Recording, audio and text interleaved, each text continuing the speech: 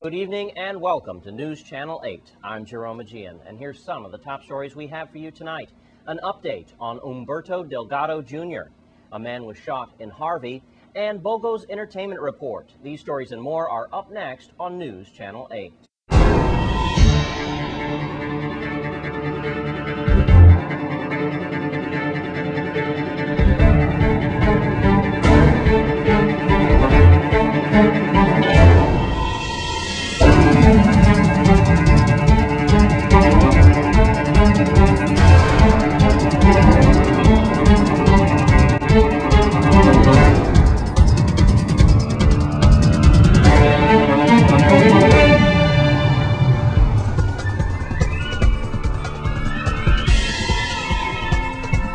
In our top story tonight, the territory is still reeling from the devastating news of former police officer Humberto Delgado Jr.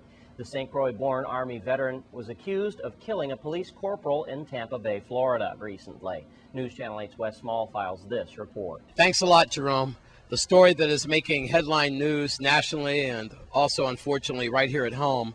Former Crucian police officer Humberto Delgado Jr. made his first court appearance yesterday in Tampa, Florida, for the hearing, the murder hearing.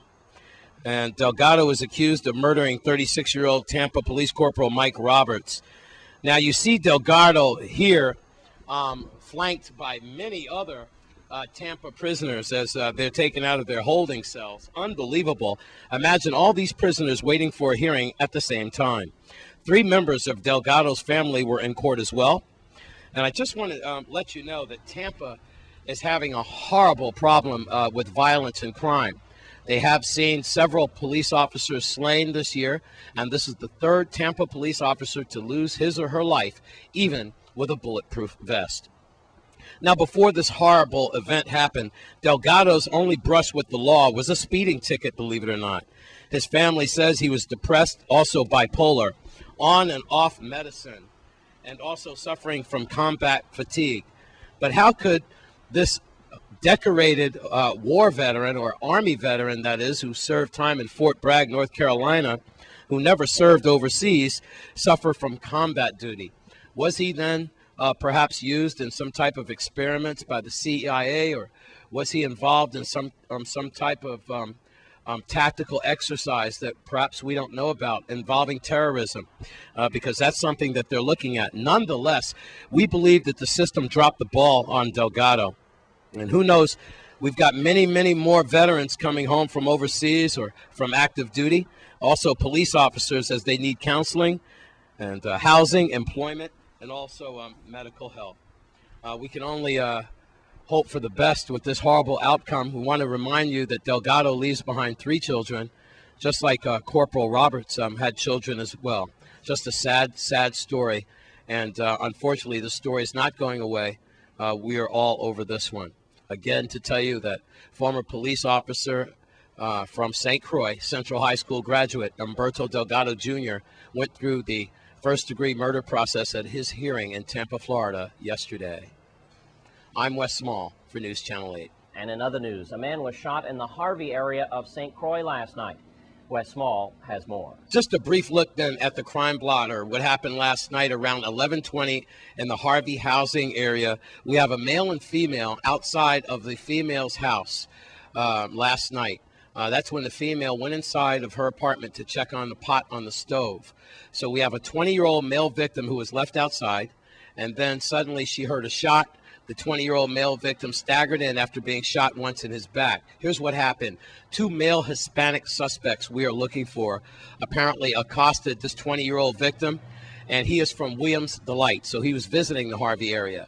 A struggle ensued. They tried to rob him, and as he turned his back, he was shot once in his lower back right above the buttocks area and very dangerously close to the spine. So he is now in Juan Louis Hospital in stable but serious condition.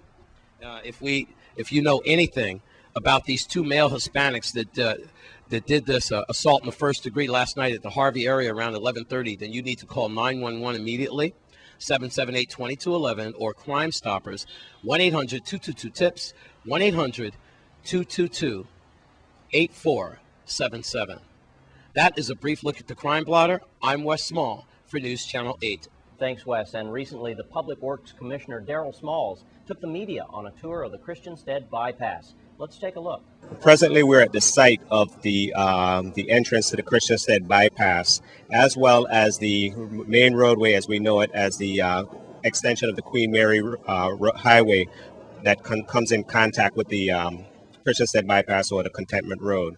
We have two major projects that we're going to have underway in this vicinity, and both of these projects are federally funded, one from our regular federal highway appropriation, otherwise known as our TIP.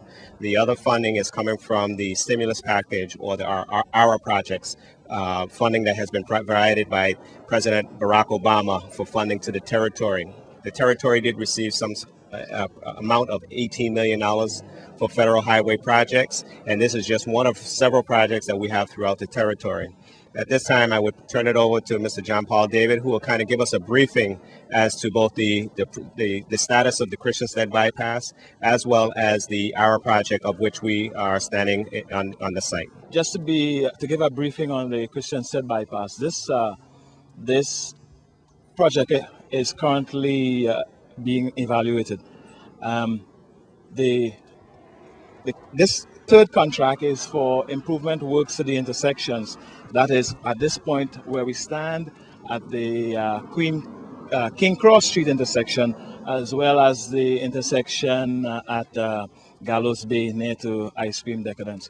The improvement works are going to be paving, construction of sidewalks and drains, placing of electrical conduits, and some improvements, some striping for safety use of the roadway. That's the Christiansted Bypass. We are standing also at the eastern terminus of the proposed RI improvement, that is the stimulus improvement, to Queen Mary Highway from just about the point where it ties into the Christiansted Bypass. That is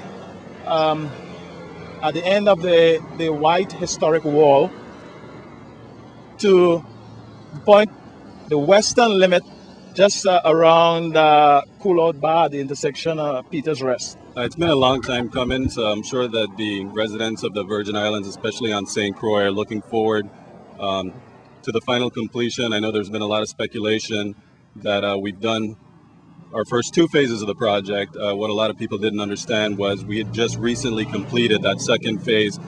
We had one of the contractors finalize their project in June. So here we're in July, August. The bids are being evaluated, so we are going to see completion. It's not at a standstill. And in conjunction, we are going to get works to Queen Mary, as well as some of the projects that we're going to highlight later on today. I want to point out that the second phase of or the phase that we're in at the Christiansted Bypass is approximately a $19 million project. Presently, we have funding in the amount of $7 million, and that is why this is going to be the next phase of this project as we continue to seek additional funding, of which the governor of the Virgin Islands, John P. Young, and along with myself, we did travel to Washington recently, and we are requesting additional high priority funds for two major projects here in the territory. One is the Long Bay project on the island of St. Thomas, and of course the remaining $12 million that will be required to complete the Christiansted Bypass. So we're confident that we as a government will be receiving the necessary funding to complete the Christiansted Bypass. Additionally, our project that we're talking about, the Contentment to the Queen Mary Highway, this is a project in the neighborhood, I should say, of about $5 million, and this is the $5 million of the $18 million of which we are expending from our projects throughout the territory. The current phase is going to be 355 days, and immediately that phase is completed, we'll move on to the final phase, after which the road will be open to traffic. Stay with us on News Channel 8. We have more news after the break.